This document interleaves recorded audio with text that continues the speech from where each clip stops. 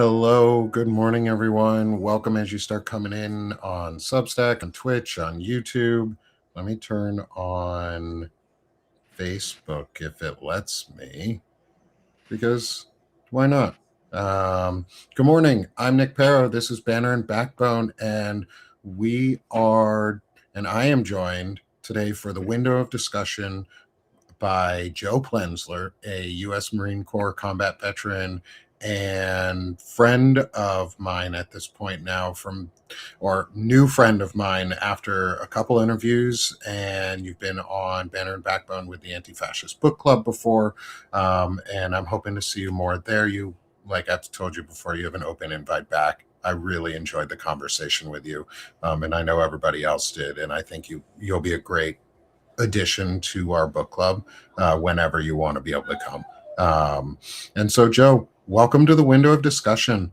We have a lot to talk about. There was some obviously really heavy news this weekend that we are going to be discussing, and the response to Alex Preddy's murder, and what has happened in America since then. And Joe, so I want to give you a little bit of the floor here to introduce yourself for everyone in the audience as people start coming on in.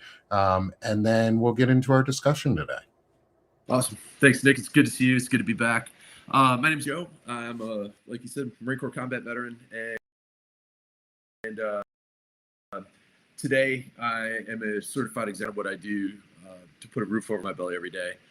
I've been working in PR and communication and coaching for almost 3 decades now. And so I also teach at our local university here. I teach at GW, just a few select classes, not a PhD professor. I'm kind of more of a professor of practice, I guess you'd say. Really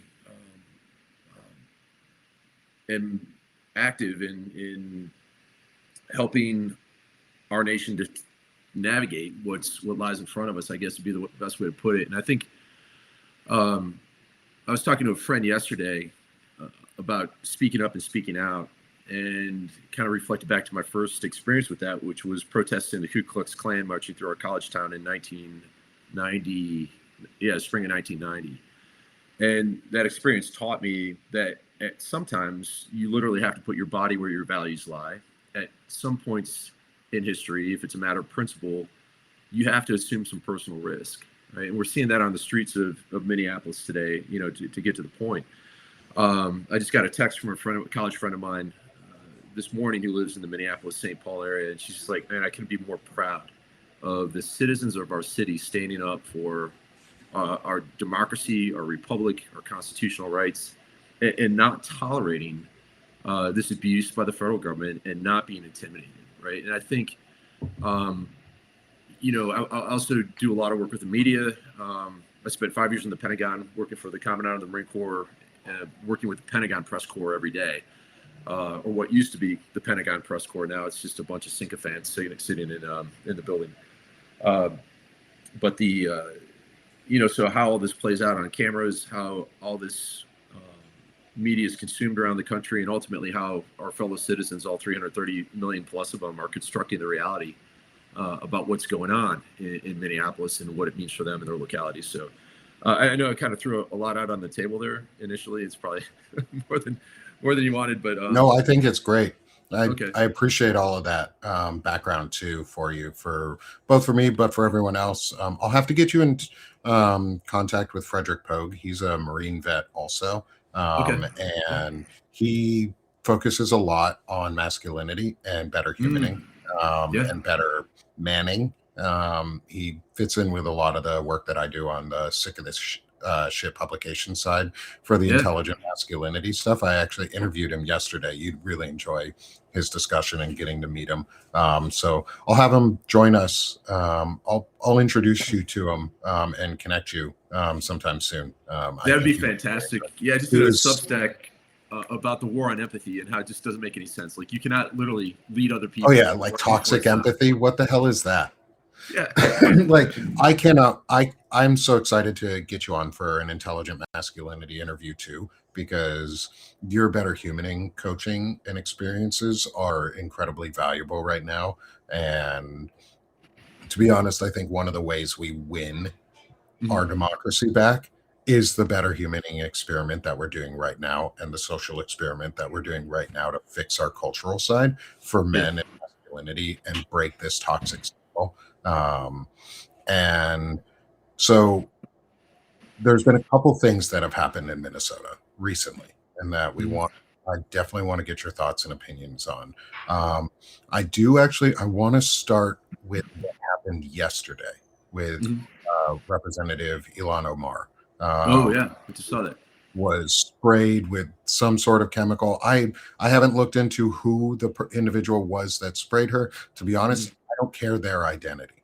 Mhm. I don't want to make them famous for this act of violence. Yeah. Elon Omar was attacked by someone with a chemical, and she responded in strength, not Oh in yeah, violence, but in words, in for my sure. opinion. And I want to get your thoughts on that and like how that plays into what we need to be doing right now in this moment as individuals and as communities. Yeah, yeah, and I think I appreciated her bravery and her courage in that moment. Right, she wasn't scared, she wasn't flustered, and she went straight back into engaging with the audience and talking about the things that she showed up to talk about. And I think what that reminded me, and what the text from my friend in Minneapolis reminded me of, and just watching the news and watching the videos of everyday citizens out on the streets refusing to accept that kind of governing in their state, um, is that it takes individual courage. And when people stand up, it's like the playground bully, right? The bully's going to bully kids all along and steal their lunch and step on their, kick their lunchbox down the sidewalk until somebody stands up and punches them in the face, right? And then they think twice. Yeah. And then when it's like one person, then it becomes three, then it becomes five, then it becomes seven, and they just reset the norms and say, hey, we're not tolerating this bullshit. And we are taxpayers, we're citizens, and we demand better from our federal government, because this is not the America or the version of America that any of us signed up for, right? Yeah. Um, and so, I think about, like, if we didn't have video, right? If say this happened 30 years ago before cell phones were ubiquitous, we would have had a few stories that would have come out through probably police and government sources, to a limited number of newspapers, a few TV stations locally, and the federal government would have had a tremendous ability to spin this, their own narrative of reality. The beauty of having so many citizens out on the streets recording ICE actions is that it gives the lie to all this bullshit that, from Christy Noman down, Stephen Miller, when they're characterizing these folks as domestic terrorists as an excuse to inflict violence upon us, right? It's like the default setting. You stand against us, ergo you're a domestic terrorist. No, we stand against you because we're decent people who believe in the rule of law. We believe in not being abused by the police. We believe in all of our constitutional rights, to include the Fourth Amendment, right? Fifth Amendment, Second Amendment, First Amendment, and it's just kind of, rights exist as words on a piece of paper. They don't defend themselves. It takes people to do that, right? It takes institutions Yeah. to do that. It takes us to hold those who we have entrusted with power, um, to account, right? Because this all goes back to the social contract. Like, when you think about it, why do any of us comport with social norms and not just do whatever the hell we want to do, right? Your neighbor's got something you like, why don't you just go over there and take it, right? And if you're more powerful and have more force and more guns, the might makes right world that humans have lived in for millennia, isn't such a pretty place to live in, right? And we Yeah. only obey the law because the government is bound to the law, right? That's the And only the law reason. is only enforced by the people in the end. Like, Yeah, right. By holding because, holding leaders accountable, right? yeah. And Um, I think so. To interrupt just real quick here is I yeah, think you're making some really good points on like the accountability of law and the account and how we uphold the systems and norms and mhm, our own social contracts. And one of those social contracts is that's being tested right now is, and this is in response to the gun ownership part, not so much the Elon Omar part, because I want to be clear yeah, on my thoughts on the Elon Omar part first. mhm, Is I think that was caused by Donald Trump's violent rhetoric that he used mhm, on Truth Social, where he blamed Elon Omar specifically for fraud and called her whatever nonsense, and then she was attacked. Right. And so I see a direct correlation between the leader's words and the underling's actions. Even if he did not specifically say attack her, Mhm. they know what he means. Yeah. And so we're at a point too, and I want to loop this into the Second Amendment piece of this, because Yeah. that's a really important topic. And I advocate that people don't bring guns to these protests, Yeah. because I think that just makes it escalatory just in by nature, Mhm. even if you don't mean to. And it puts other communities at risk, because if you make a shot, you have to be willing to speak for everyone in the nation when you fire that trigger as a Yeah. civilian, because the next step becomes really problematic. So, what are your thoughts on, like, Alex Preddy had a concealed carry permit? Mhm. He did not have his weapon in his hand. His Yep. hands were very clearly visible with cameras, and then he was disarmed and murdered. Right. What do you think, though, about the, like, bringing a weapon to, or your thoughts on that, to protests, and how do we, depending on your answer, how do we safeguard ourselves during protests and civic action if we aren't arming ourselves? Yeah. I don't want to Monday morning quarterback his decision making and doing that. I have seen where it works both positively and negatively both ways, right? Look at the Yeah, Black Panther movement back in the 60s, where police were just wantonly abusing the African American community. And then all of a sudden, they started showing up with weapons every time the cops showed up. And all of a sudden, the police got a lot more polite in their yeah, policing, right? We saw it down south in the post Civil War Reconstruction era with the KKK terrorizing people. Then there was a group called the Deacons for Defense, and they armed themselves, and they showed up. And then all of a sudden, the bullshit died down, right? Because there was a threat of violence. So it was like the perpetrators didn't have the monopoly on the use of force anymore, and it readjusted the calculus. Strangely, the the Republican Party and the NRA got really interested in gun control after the Black Panthers started showing up at the state capitol in California. yeah. I Um, I do remember that. Like, yeah, white people can have guns, but black people can't. yeah, Was yes. was a So response. you've got armed militia guys showing up in the Michigan State House in numbers, like a whole Yeah, platoon of guys with AR-15s. Nothing happened to them, right? Nothing happened to them. They weren't even charged. Weren't even mhm. charged, and their whole point was to show up to intimidate lawmakers. So I think we all need to address our own security needs based on our own risk assessment, right? Um, I think that's an individual decision, but also knowing a couple things. One, do you ratchet up the potential for escalation? Yes. Do you also have the means to defend yourself? Yes, and other people, right? So, um, my take, right? And I think going back to my time in combat and these kind of almost tongue-in-cheek Marine Corps rules for gunfighting. One of the most important one is a lifelong commitment to deterrence and de-escalation is your probably fastest way of not getting shot. You know, Yeah, so I believe in that. I think where you can take the peaceable course of action, you're typically better served, right? But then again, um, we've seen people who have done that. Renee Good was not armed; she was murdered. yeah. Alex Preddy was armed and he was murdered, right? So, yeah, it's complicated for me, right? Yeah. But So here's here's the a other thing too: question. is like it's Oh not yeah, enough go just to ahead. have it. You need to know the law in your state Mhm. and in your city or your county. You need to be trained, right? Because the worst thing you could do is pull that thing and shoot somebody that doesn't need to be shot. It's just kind of like, it's not as simple as just showing up with a weapon, right? Like, this whole debate about, oh, we should arm teachers, in schools to prevent mass shootings. And I'm like, do you know how hard it is to shoot accurately in a chaotic situation where tons of people are running around, shoot, don't shoot considerations? Like, it's And not, what happens if a kid gets that gun? oh, yeah, Like, what happens if a 100%. kid accidentally gets that gun and fires it off? Like, Yeah. that I mean, nobody ever talks about that side effect. that's right. And how much training do SWAT teams need? Do, tier Mhm. one special operators need to be that sharp to shoot accurately only shoot the threat targets, not shoot the non-threat targets, and have a successful resolution. Pretty complicated, pretty dangerous. Yeah. Yeah, you go And through a if lot of training in the military and true that's right. policing and Yeah. true police forcing to actually fire your weapons correctly.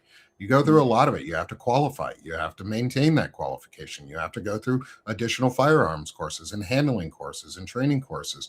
And then you have to Mhm. requalify on those weapons and show that you can maintain those proficiencies. And then you do training simulations. Like, if this was real policing, they would Mhm. be trained and properly tooled to do the job.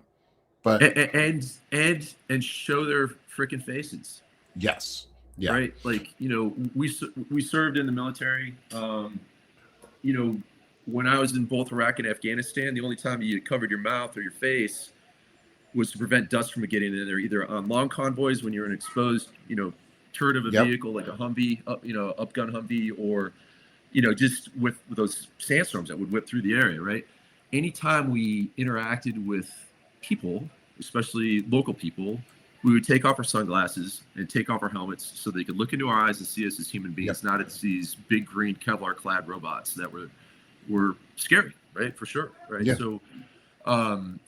So we know from a lot of research in psychology that when people have the sense of anonymity, they're much more inclined to act on their worst instincts.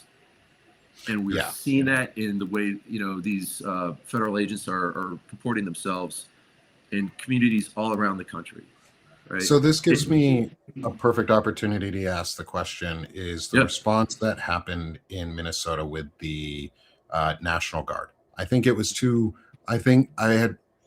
I hope going forward, other governors call up their National Guards at this point and do Mhm. what Minnesota just did. Was what do you see about how do you feel about the response that Minnesota just had with the National Guard, where they came out unmasked, clear, green Kevlar or green, bright green vests on, Yeah. reflective vests on, showing their faces, handing out hot chocolate and snacks and like hand warmers and things to the community, showing that they're there to protect the community. How do you Yeah. see that type of response being commingled into actions like what are happening in Philadelphia right now, where the Black Panthers are actively out Mhm. guarding and supporting their neighborhoods and protecting and saying, hey, we're gun owners too, and That's we are right. not afraid of you. How do Mhm. you see things like that working together to Yeah. make safer systems of support on a state to like community level? Because we know the feds right now, and I was never a states' rights person. Like Mhm. I've always been just a good mix of federalism, but not like Mhm. acutely state right or fed right. Now we're seeing what oppressive federalism looks like That's right. and what the need for some states' rights are. How do you see those Mhm. commingling to create these systems that we need for protection? Yeah, and I think what's the both and solution here is what I'd be driving at, because to me I think the National Guard is there to protect the people of their state, right, to assist them in times of disaster, to be deployed in extremis like when our nation's at war and we don't have enough active duty troops to do what we need to do. I think that's the right approach. It shows that the state, the taxpayers of the state of Minnesota who are funding their National Guard are getting the services that they would expect from their National Guard to protect them, right? To protect them. And, Yeah. and really, when, from the perspective of people in Minneapolis and St. Paul, I just got a text from my friend in the morning. Like, these federal agents aren't seen as law enforcement officers, they're seen as invaders. Yeah. They're seen as abusive invaders who do not respect the rights of the people there. And I got to tell you, like, what tells me that this approach is less about actual law enforcement and more about intimidation and propaganda and political means is that if ICE was only going after hardened criminals who are here illegally, getting the murderers, drug dealers, rapists, violent people off the streets, and that was it, they probably wouldn't have nearly as much resistance as they do. But they're not. They're going after, the construction worker. They're going after the waiter or the dishwasher. They're going after, people in largely service sector jobs all around, our communities who make make things work, like the farmer, the field hands, the rest of it, right?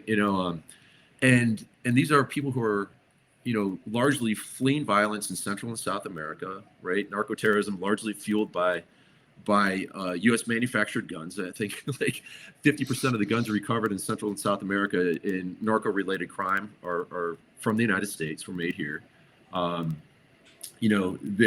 That violence is being caused by America's insatiable demand for illegal substances, right?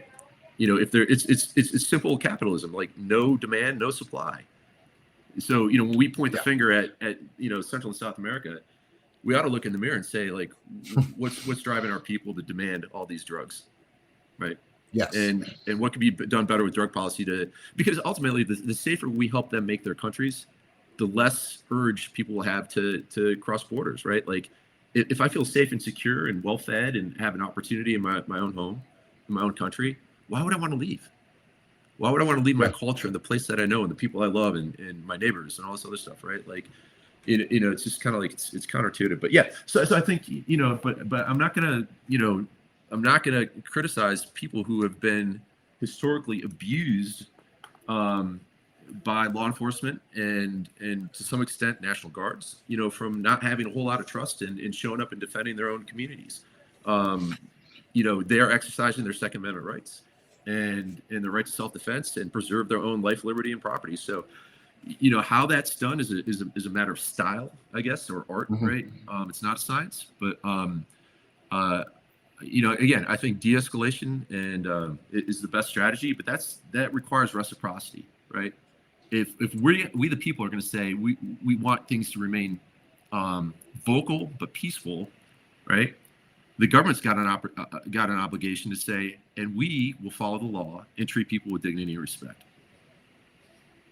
I think that's a great way to view it. And I want to focus in a little bit on Philadelphia and like that type of environment, because I think that one's a really, really, really important test case of what could be a good way to build relationships and break down the old hatreds or the old distrusts from the past. Is if you were able to give advice to Governor Shapiro of Pennsylvania on how to work with the well-regulated militia of the Black Panthers, because they are a well-regulated militia. That's what they are. They have bylaws and they have oaths and they have conduct and they kick people out. They have memberships. They have a structure. They're a well-regulated militia. How could you see, or what would you recommend to Governor Shapiro if you were able to, on how he could work with the Black Panthers in Philadelphia or other areas to remove that old stigma of the National Guard coming in, or state police or local police coming in and being the force of oppression rather than the force of support? What would you say to Governor Shapiro if you could? Yeah, I think it all comes down to discovering mutual goals and shared expectations, right? And I think that from a leadership perspective, it requires a lot of listening. Like, what are your concerns? It's my duty as governor to keep all the citizens in the state safe, to include the law enforcement, officials that are enforcing our laws, recognizing that, when it comes to law and order, if you typically come from majority group, wealthier communities, you get law. If you come from poor communities and non-majority group communities, you've got an order, sometimes at the end of a baton, or with a 9mm bullet launched from a police pistol, right? Like Trayvon Martin, Ezel Ford, Michael Brown, like the list goes on and on, right? The thing about trust is, like, say has to equal do over time, which is also complicated by the political process when one party's elected in and another, one is elected out, every 4 years or 8 years. But the relationship between the people and the state is the thing that needs to be maintained across administrations, both Republican and Democrat, or independent for that matter, right? So, it's it's important. We may differ on political views. I think most Americans, when you look at fundamental goals, right, fundamental values, they agree on the what.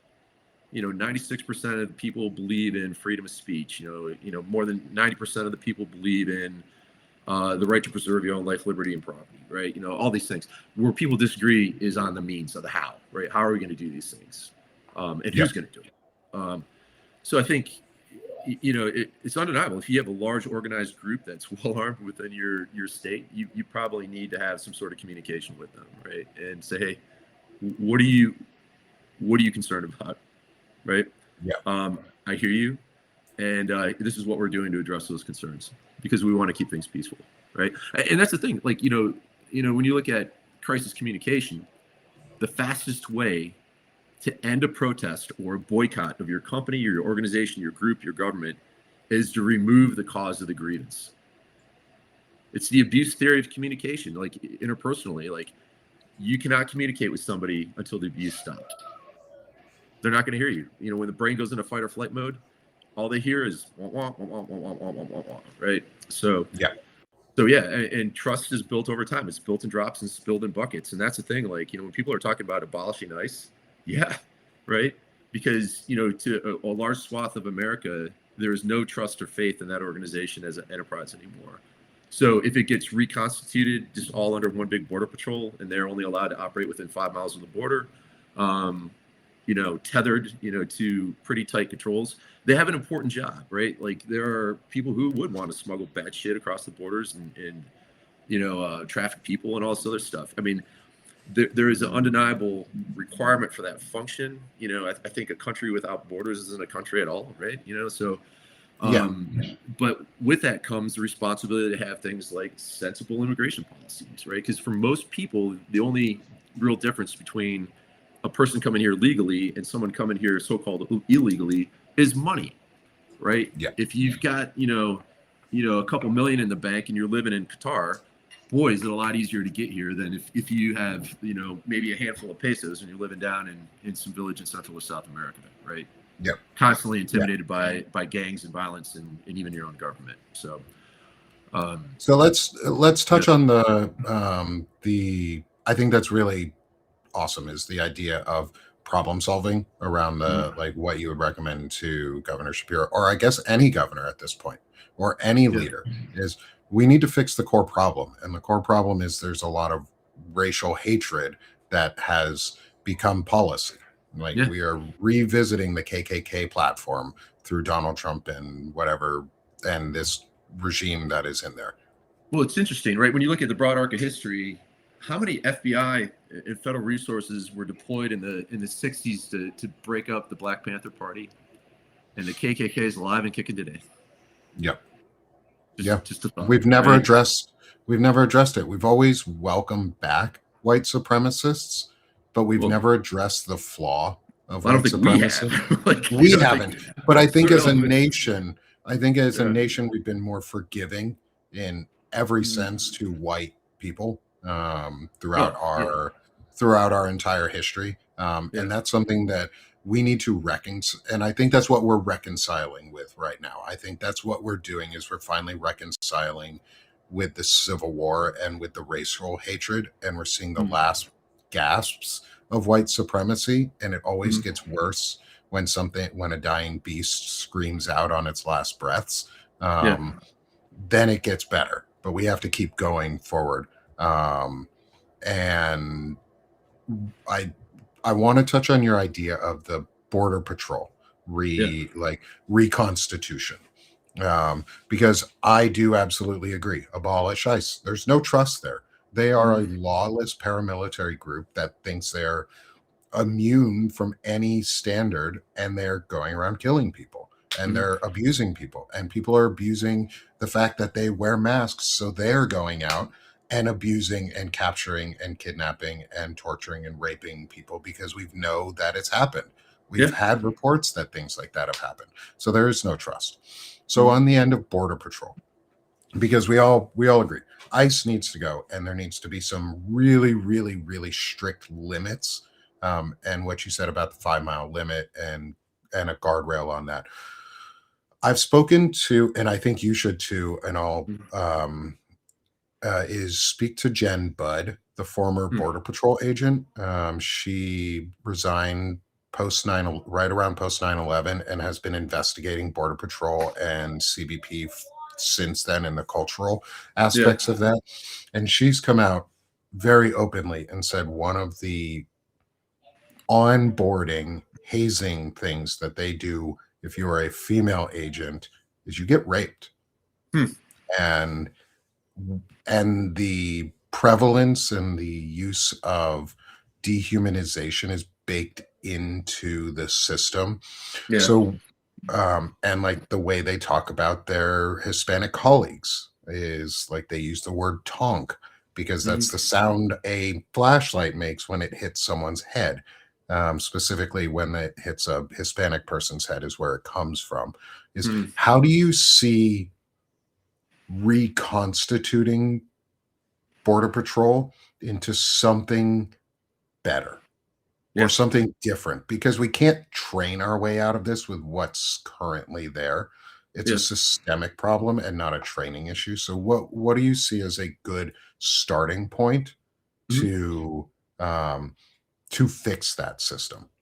Yeah, and so like a good example to think about is like anytime you have a total environment, right, where you have people in positions of power, those people have authority on the use of force up to lethal force, and there are a lot of people who feel powerless in comparison to that, right? You know, they have the weight of the state and the authority of the state.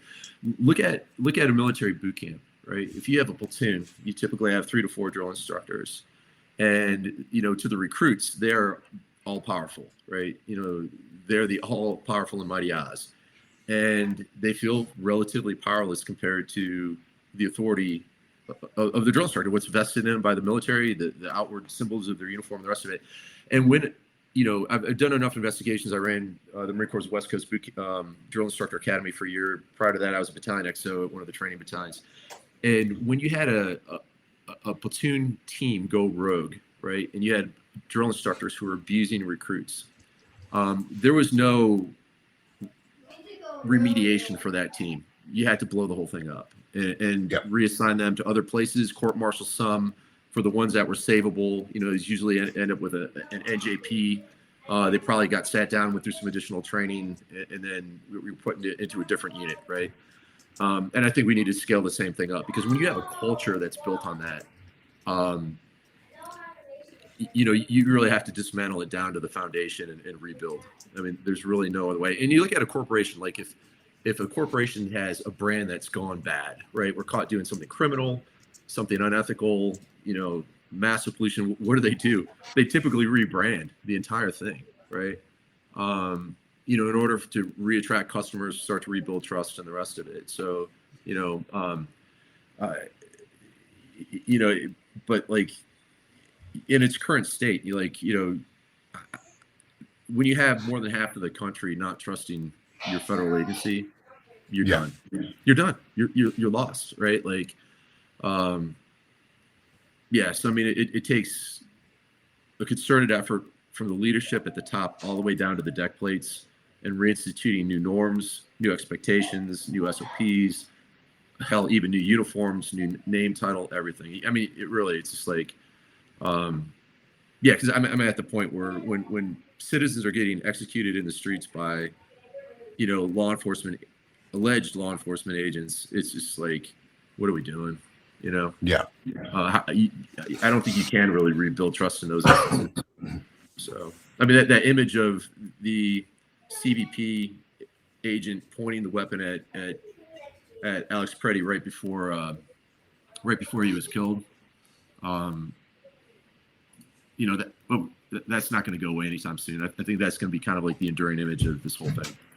Yeah. So, Yeah. yeah, I watched that video a lot this me weekend. too. I Yeah. did a reporting on it on Banner and Backbone for almost 4.5 hours, where we covered the protest.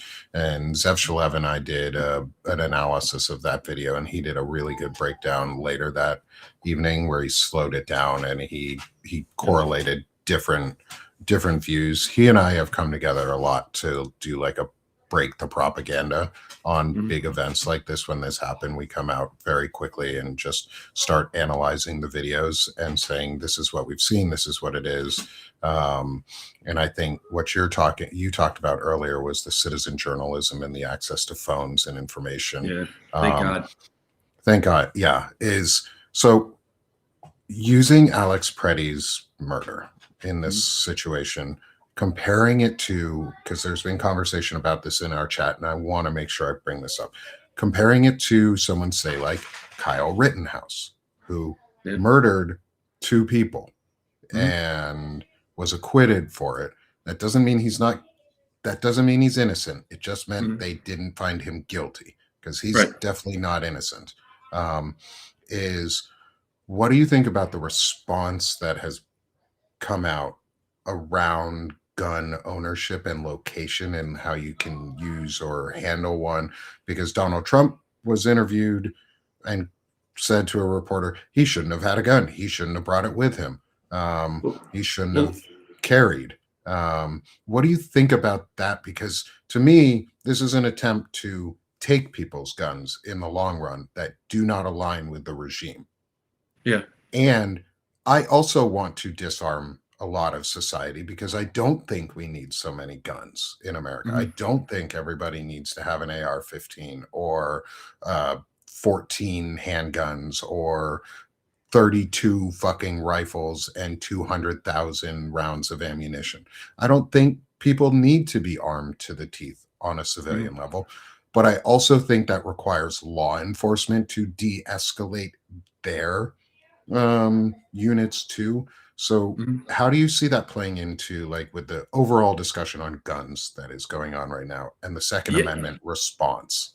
Yeah, the first thought that leaps into my mind is we didn't hear this objection from Donald Trump when his supporters were storming the Capitol on January 6th, armed, right? We didn't see the same thing when Gretchen Whitmer was threatened by militias in the state of Michigan, right? Where was the objection then? We didn't say the Kyle Rittenhouse thing is another thing came from a different state and inserted himself into a situation he had no business being in. Yeah. It would have been different if it was like his parents' store that was under attack, right? In his own community, but he traveled across state lines to do that stuff. What January 6th, I think, unfortunately taught a lot of Americans is that to this president, political violence is acceptable when it's done on his behalf, right? And like you, I've done a lot of work in gun violence prevention. I've used firearms in the defense of my own life in Iraq. I know what that looks like and what that feels like. I've worked with survivors of gun violence. I've spoken out on behalf of it. Largely, I agree with you. I think when you have a country that's got more guns than people, man, that's a dangerous mix, especially when you have a lot of untrained people with questionable skills and the rest in judgment. It goes all into play, right? Yeah. Um, but we've created a culture of guns in this country. We fantasize about them in our movies. We make gun manufacturers make a shit ton of money every year selling them, and also selling fear, because fear sells more guns, right? So it's in the best interest of gun manufacturers to stoke as much fear about your personal safety and survival on a daily basis that you got your 78-year-old neighbor down the street who feels like they need an AR-15 to defend themselves against, I don't know, um, but and again, it's complicated. I think fewer guns and more de-escalation is the way to go. Fastest way to not get shot, right? Yeah. Is that lifelong commitment, and it requires reciprocity and it requires trust. Where you have no trust, people are going to operate on their worst instincts because their brains are in fight or flight mode. They don't have the full capacity to. Their brain loses significant ability to reason when you're in your amygdala is activated, right? Like, so um yeah, and I think it's just insane how we tolerate a lot of this violence, especially with kids. You'd have thought after some of the school shootings that things would have changed. They haven't. And I also understand the argument from folks who are like, yeah, the Second Amendment is there to prevent a tyrannical government from taking over the United States.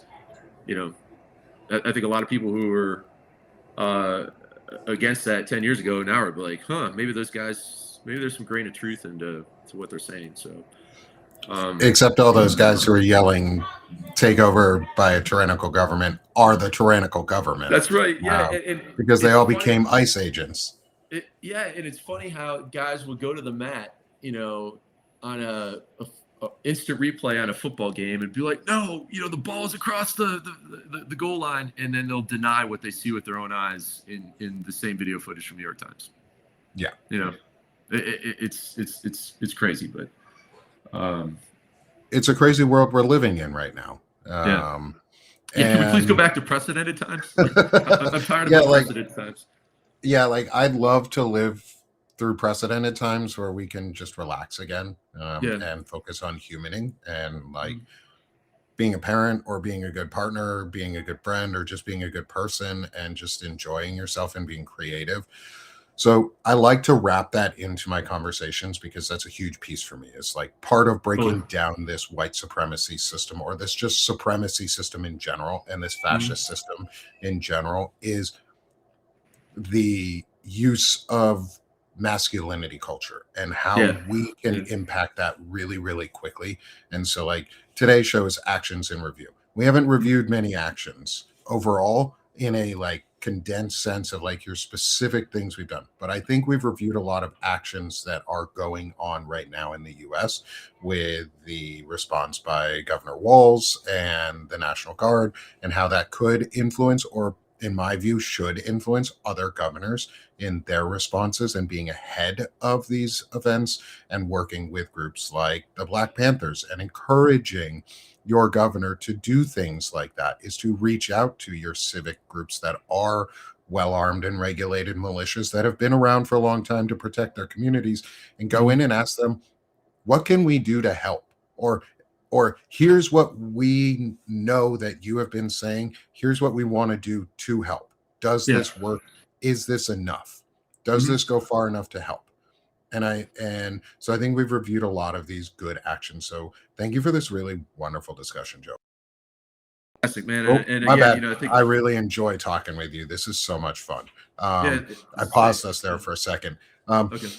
I think the Second Amendment conversation is a really interesting one, and not so much because I think people need to just leave your guns at home unless they're really necessary and you're really well trained. Unless you're trained properly, don't be bringing a fucking gun anywhere because it's dangerous. Right. And if you have one, go get trained so that you at least know how to use it properly, and then go train yourself on it if that's what you want to do. If you don't get one. I'm not pressuring people, and I don't want people to get guns because we don't need more guns. More guns are not the solution. I agree. My sense is that, and I've said this when I was doing gun violence prevention advocacy, and still do to some degree, but it's true freedom is not being able to take a gun everywhere you go in America. True freedom is not needing to. Yes. Right. So it's a pain in the ass. I mean, think about walking around Iraq, Afghanistan, even with a pistol, it's just kind of you're always accountable for it. You're always feeling for it. Do I have it? Do I leave it anywhere? Oh, do I have it? It's heavy. It's uncomfortable. Every time you sit down, it sticks in your back. It's just kind of it's a pain in the balls to carry a gun everywhere. It's a drag. Yeah, it sucks. And especially if it's a long gun, because now you got, 2 hands, you're carrying a sling. It's just it's a fucking mess. It's so much nicer when it's just I've considered my community, and I think my threat assessment is threat's pretty low, and I can go to the grocery store and not need it, right?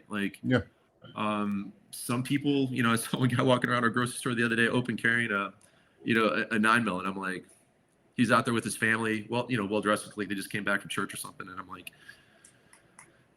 I can get it, people have shot up churches. Maybe he is one of the people in his church community that is kind of the designated pistolero for that Sunday or something. I don't know, but it was just weird. I wanted to strike up a conversation with him, but I didn't know how to be received, and I let it go. But yeah, I don't know. So. Yeah, I think this has been really this is a really useful conversation in terms of how do we approach these situations coming at us, and one of the I had something that was going to be really insightful on what you were saying. Then I got distracted. uh, um, bringing it back to the, I'm trying to think on what I was about to say because I really Positive wanted to make that good point. masculinity was an issue, or Yeah, it's a positive masculinity piece. Oh, it was about like the freedom. Oh, it's the freedom thing. yeah, That's what it was. Is I would love to get your thoughts on, as maybe as like some good closing thoughts on this, is what what it boils down to me in the end is we are talking about the difference between freedom from and freedom to.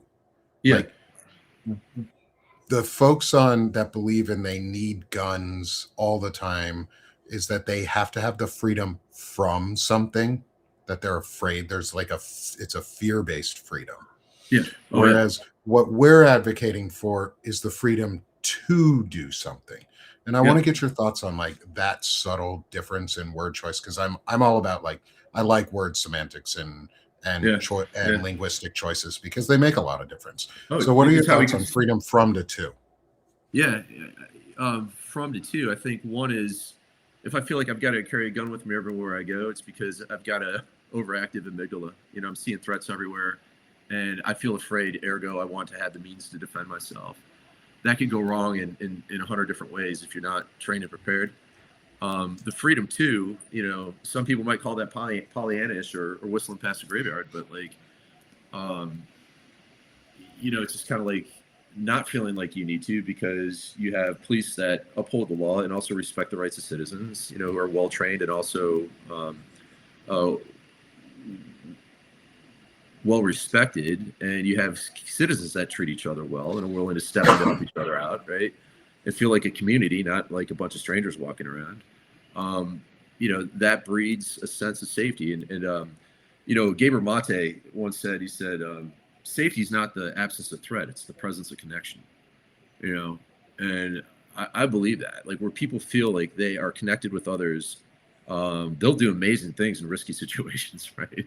Um, but it's all constructed, it's all perceived, and it's all based on largely like what do I expect, and can I accurately predict what's going to happen next in my immediate environment, because that's a hardwired basic human survival thing, right? um yeah, so I don't know, those are kind of my thoughts on that, but No, I think that's great. yeah.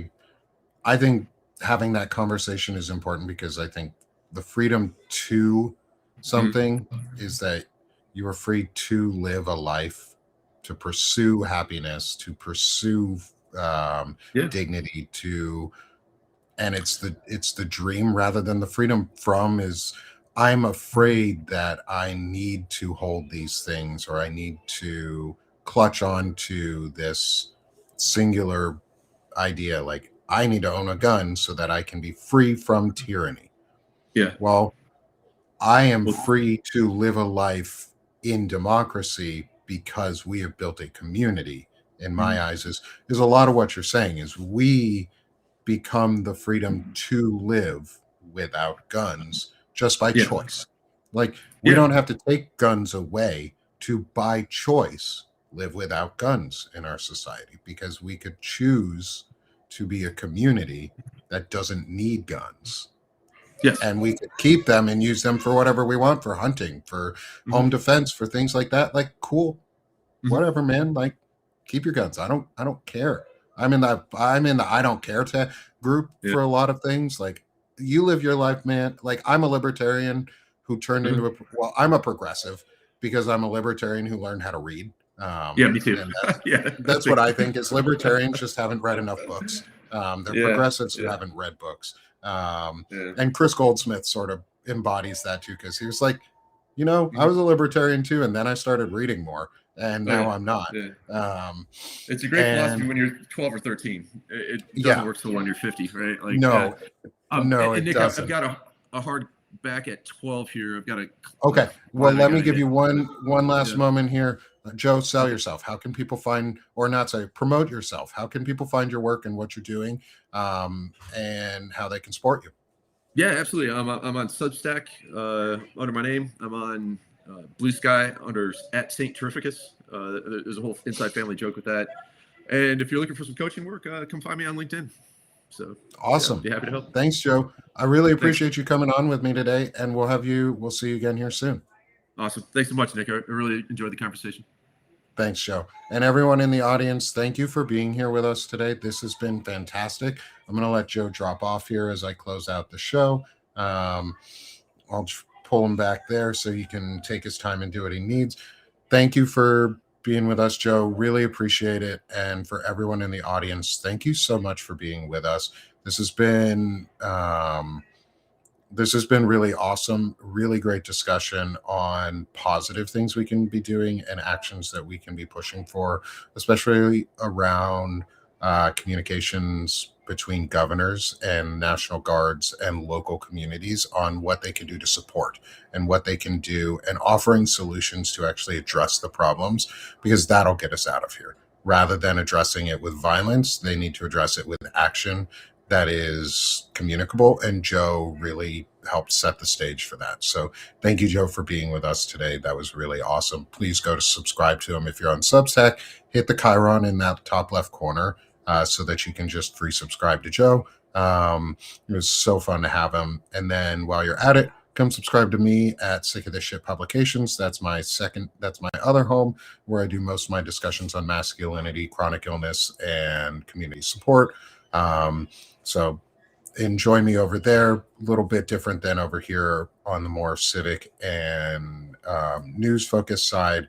And then support me here at Banner and Backbone. Support us at Banner and Backbone. We're growing an incredible system. We have some really cool launches of stuff that's coming out here soon. There's going to be a community calendar that is coming out very, very soon with affiliate networks and all of our shows listed, so everybody can easily access them, find them, and get to them without having to worry. And you can add them to your calendar so it's easy to track, giving you live updates on show titles, as well as it's going to be a hub for finding other affiliates and getting support out to them in other areas that are not just on Substack. So help build up their networks. My shirt says, "I'm my mother-in-law's favorite child." Thank you for asking. I am. I love my mother-in-law. Thank you, mother-in-law, for being awesome and loving me so much too.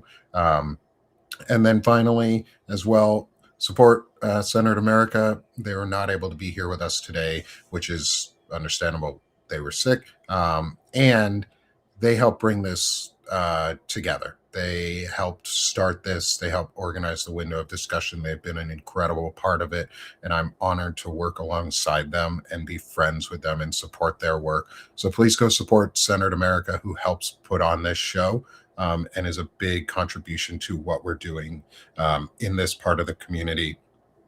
And then I'll put Banner and Backbone back up just so it's there for visibility as we end the show.